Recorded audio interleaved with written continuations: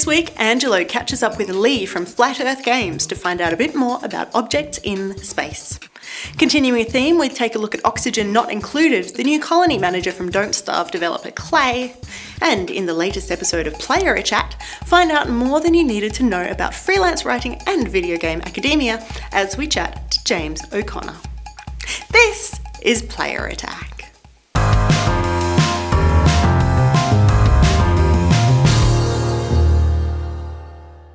Hi, I'm Jessica Citizen, and this week we have some sad news.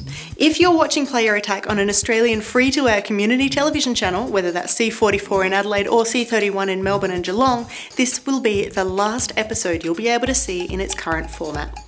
After months of uncertainty, Australian Liberal Senator Mitch Fifield has confirmed that the free-to-air community TV signal will be switched off on June 30. The decision will leave dozens of locally produced shows homeless, but all is not lost. Player Attack will still be a part of the C44 and C31 digital networks, so you can still check us out online. Of course, we'll also be on Aurora, where we started more than 5 years ago, and no matter where you are in the world, you can find us online in various places, including Facebook, YouTube, and Twitter. Moving right along, even though the dust has settled a little after E3, the event is still just about all anyone wants to talk about. In case you'd forgotten, Beyond Good and Evil 2 is really happening. We've been waiting so long for this game that it's unsurprising fans are lapping up every single drop of information that's made its way out of Ubisoft. The game itself is a prequel set in the 24th century, or one generation before Jade, the protagonist from the original game, was born. The storyline focuses on the human-animal hybrids that also appeared in the original game, but before they were accepted as equals, they were actually developed and raised as slaves. More than a handful are staging a revolution, creating an incredibly diverse wave of space piracy, and you are swept along with it. Actions will have consequences and repercussions, minor characters are randomly generated, and a few legendary characters bring some familiar faces. And in case you were curious, you can play the game completely solo and offline, but if you would prefer, Ubisoft is experimenting with online co-op with up to 15 players, so you can get some solid help from your comrades. Predictably, we don't have a date or even a real time frame for Beyond Good and Evil 2, but at this stage, 2019 seems like the earliest we'll be getting it. Another big sequel revealed at E3 was, of course, Metroid Prime 4, and while I would love to give you an information dump about that one, I don't really have anything to offer. Longtime series producer Kensuke Tanabe is back for this one, even though it's not being worked on by traditional developer Retro Studios.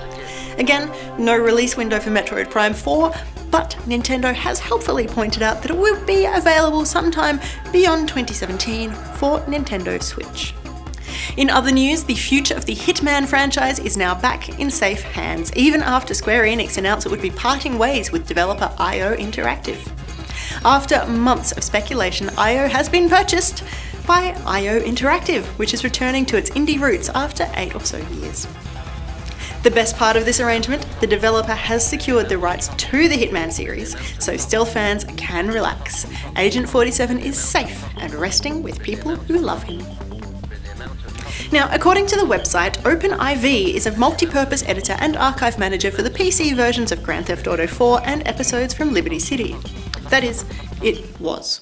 The mod has been in development for almost 10 years, playing as nicely as possible and only changing things in the single-player game because messing with online gameplay is just asking for trouble. Regardless, publisher Take-Two Interactive has come down on the modders like a ton of bricks, releasing a cease and desist notice claiming that OpenIV allows third parties to defeat security features of its software and modify that software in violation of Take-Two's rights.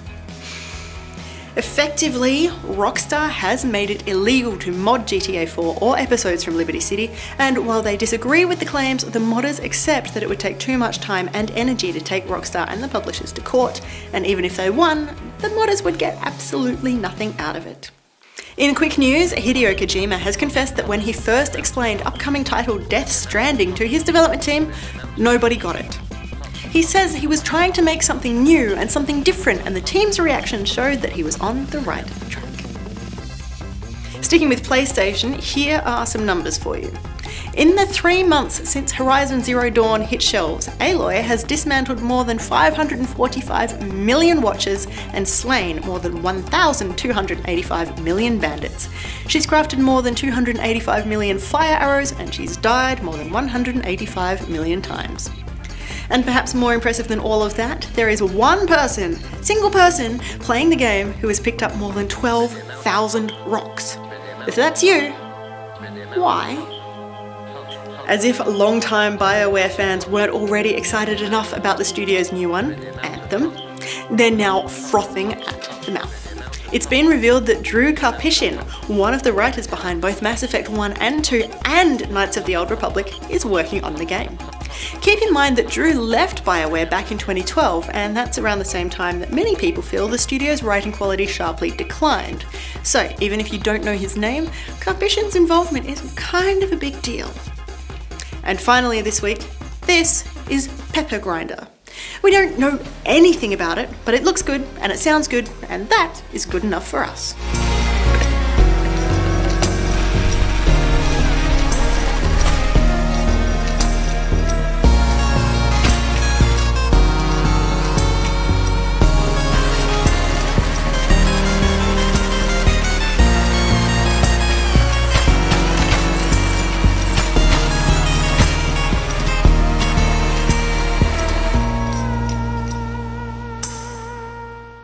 For more information on any of these stories, or to keep up to date with the latest gaming news, head to playerattack.com. But for now, stick around, we've got plenty more still to come.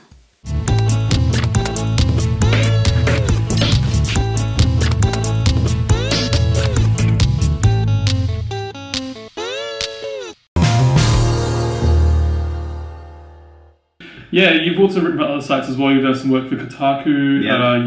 Now you do things for like ZAM and Vice or Waypoint. Yeah, a little bit here and there for them. Yeah, so it obviously took you a while. Like any freelance, it takes a while to sort of build up a rapport and then, start writing for other sites and things. Comparing how you started back then, do you see it differently to how you start now? Yeah, Maybe if someone sure. wants to start now. Yeah, I mean, I don't know where you'd even begin now. When I talk to people, I feel like you have to aim really high when you start these days.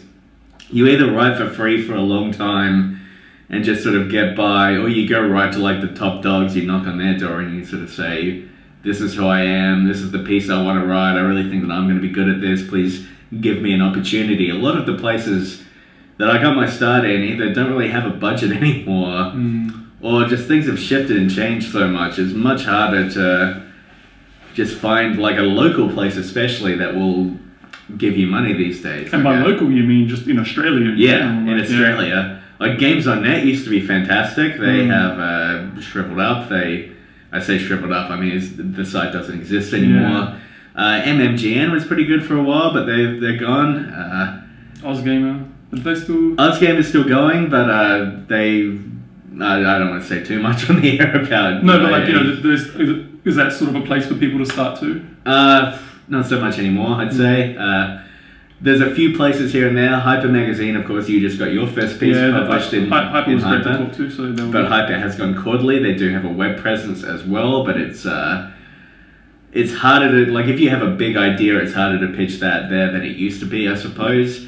These days, I tend to point people towards sites like Waypoint, like ZAM, that do encourage people to find their own voice and write these longer pieces and pitch these big ideas that they have. But those are international sites. They're both based in the US, and Vice is set between the UK and the US. So if people are going to pitch to those sites, they have to keep that in mind, and not necessarily just Australian content and stuff. It needs to be a wide-reaching sort of thing. Yeah, and I mean, often...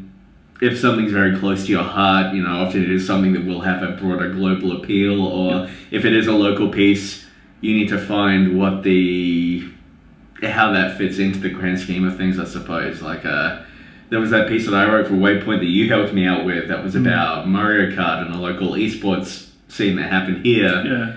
And just I had to make sure that wasn't about what the esports scene is like in Australia so much as a broader talking, that's not really the wording I want to use, but I need to go a bit broader, I suppose, of just discussing esports as a larger global issue than just looking at the local scene with something like that. But yeah, if you have something, like if you want to review, say, AFL Evolution, pretty hard to get that commissioned anywhere these days. Although I did actually get an offer the other day, but I couldn't do it because I just don't know enough about AFL. But I got that offer because I've been working for nearly a decade now. And so people sort of trust your voice and they trust, your professionalism. Yeah, I mean, they trust that I'll get it in on time and it won't be a complete shambles. What's the difference between writing for a kids magazine and writing for, a wider-reaching magazine then? It's very different. Writing for Mania magazine, very different tone, completely different writing style. I mean, the actual words are very different from what I'd be writing anywhere else, but the intent is sort of the same. One thing I've always really appreciated about Mania specifically and the editorial process and like the relationship I have with this magazine and my editor is that to me it's very important if I'm reviewing games for a kid that I'm allowed to be truthful, that there's no sugarcoating. If a game is not good, I can say it's not good. If a game's not going to suit every audience, I can specify which ones. And that's something I've always really appreciated about Mania is the fact that I shouldn't use any swear words here, so I'm not going to use the wording I want to use for this. You can swear on this podcast. It's on this show. It's no problem. Yeah, okay. I'm more talking about kids magazine, so I don't know if I should use the word bullshit, but I'm going to say it anyway. I don't bullshit in Mania, and I feel like the magazine doesn't bullshit in general, which is really good, I think. It's also important to kids. Kids can tell, when they're being pandered towards too much, so they're not. So I can say, like, this game is, this isn't a good game, or maybe if you really like this license, you'll enjoy it, but, the gameplay's lacking, or this one doesn't look very good, this one's too short, it's too difficult. All sorts of things like that. I always appreciate that I do get the opportunity to do that, because I think back to when I was a kid, and the relationship I had with video games. When you're a kid and you get a video game, it's a pretty big event quite often. Some kids might only get one game a year. Yeah. And all we know, And the excitement really builds up, and it's, you might have to wait until Christmas or your birthday, like more so even than when you're an adult. You don't quite have the impulse control, like waiting 4 months seems like a lifetime to you. Yeah, absolutely. So if a kid isn't going to be able to just go out and buy whatever games they want. Not that everyone can do that, but, there's a very special relationship, I think, between children and the games they're getting if they're really into games and if games mean a lot to them. And I think it's very important to be able to be truthful with them and tell them, this is one that's going to give you like a special experience you're going to remember for a long time. This one's frivolous fun, it's good with your friends, that sort of thing. And then also to say, don't buy Tony Hawk Ride because it's rubbish. But it's full of technology, James. I know what you're thinking. It's very bad.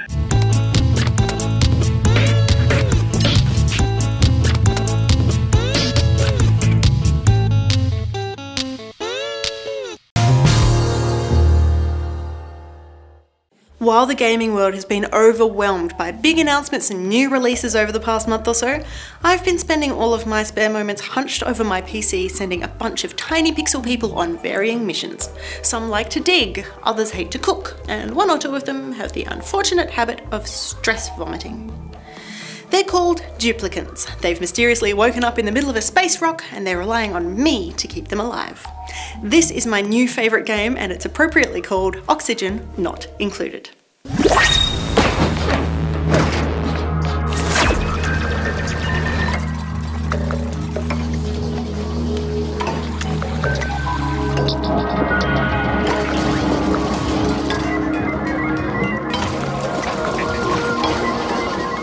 Now, if something's naggingly familiar about this game, there's a good reason for that. It's from Klei Entertainment, the indie studio that created Don't Starve, Shank, and Mark of the Ninja.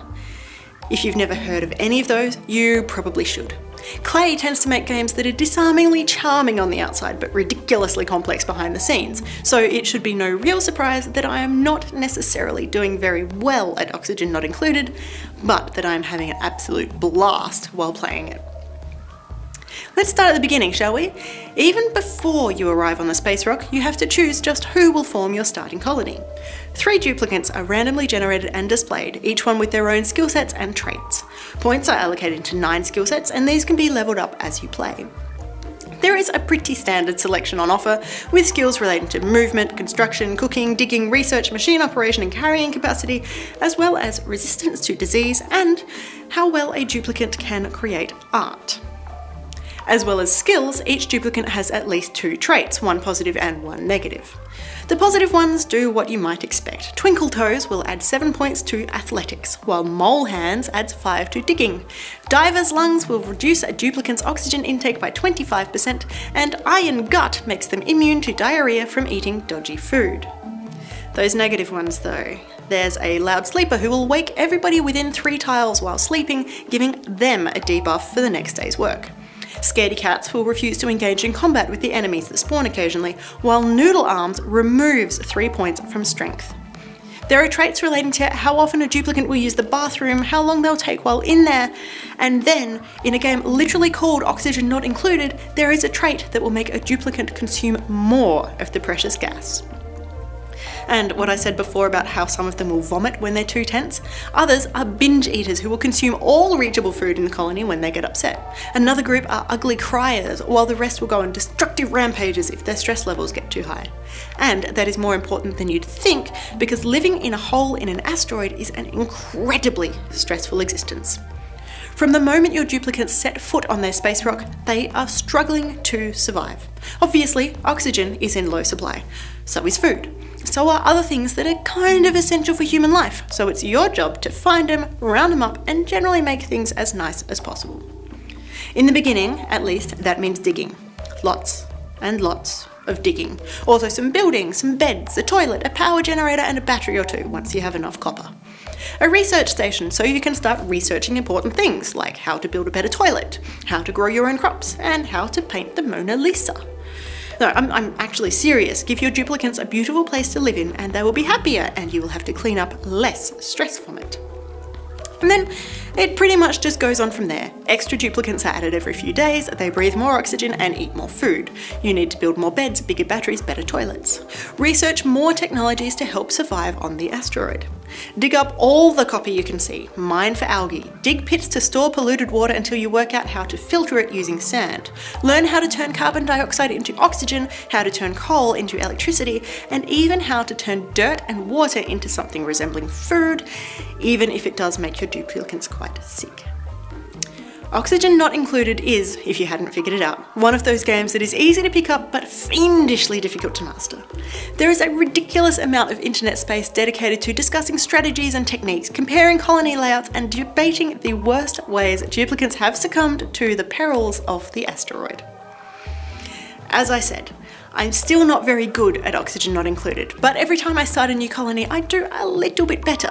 And did I mention the game itself is not actually finished yet? You can grab it now via Steam Early Access, and trust me, it is perfectly enjoyable right now.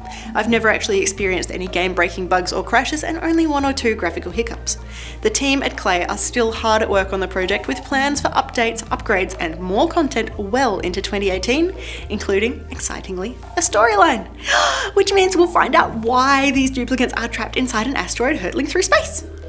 Until then though, I'm going to keep digging, building, and mopping up stress vomit.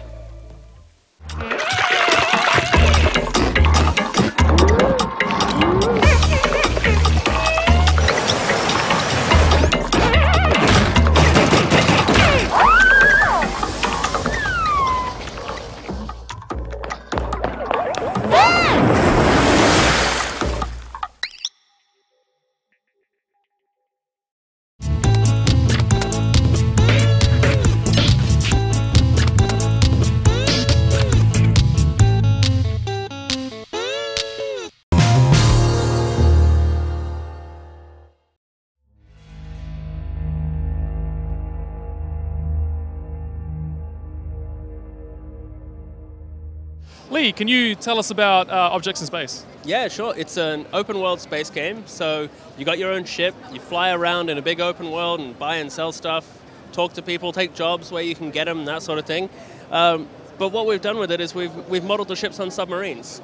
So you don't get to look out the front window. You've got navigational charts and sensor arrays, and that's how you figure out what's out there. This is the main bridge of the series, and where we'll be spending most of our time.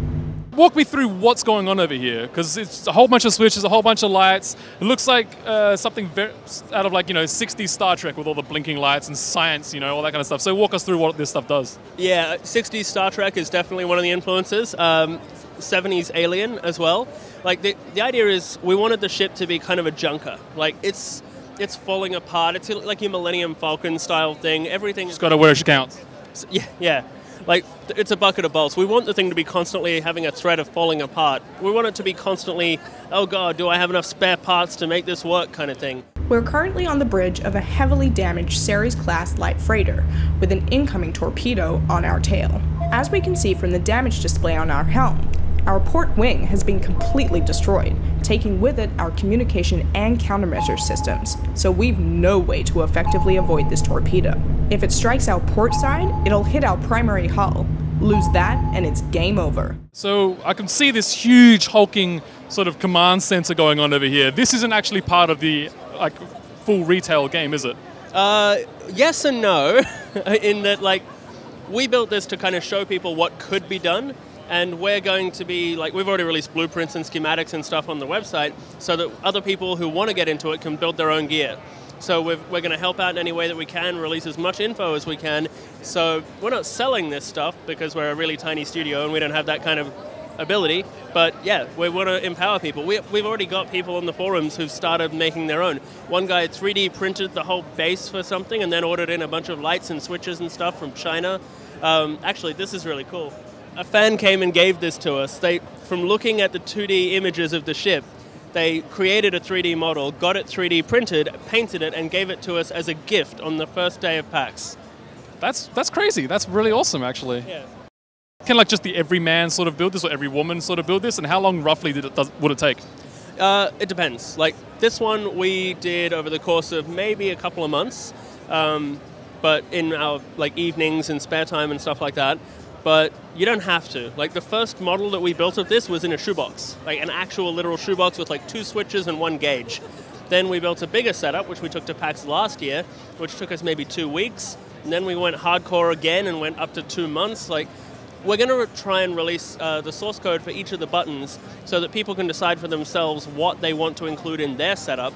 And if they want to make something in a week, they can make something in a week. And if they want to make something in a year, they can make something in a year. In the top right-hand corner, you can see our ship controls. Top left, our sensor array. Middle left is our weapons display. And down the bottom is our navigational map. So if I was to download this game on my laptop, for example, how do I play the game?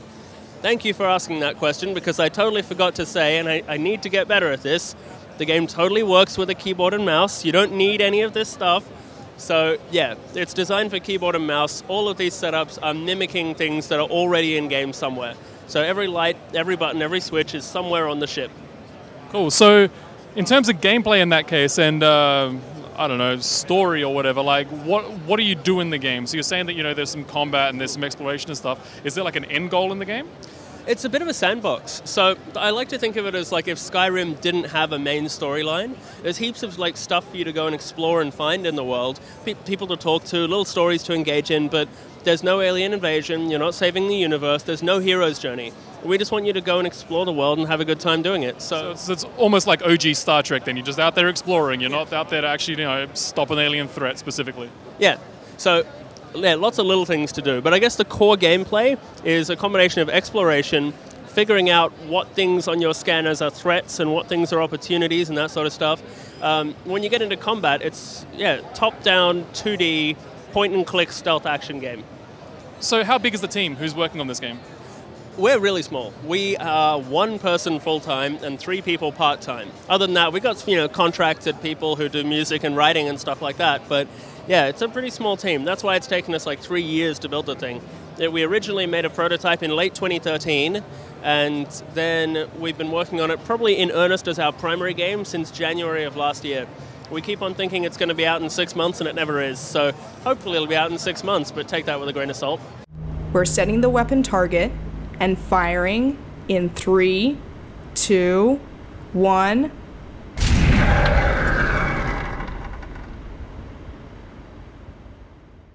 And that's about it for this edition of Player Attack. Thanks for watching. Next week, we're back with some more esports as we drop in on the mid-year final for both Smite and Paladins, which descended on Adelaide this month.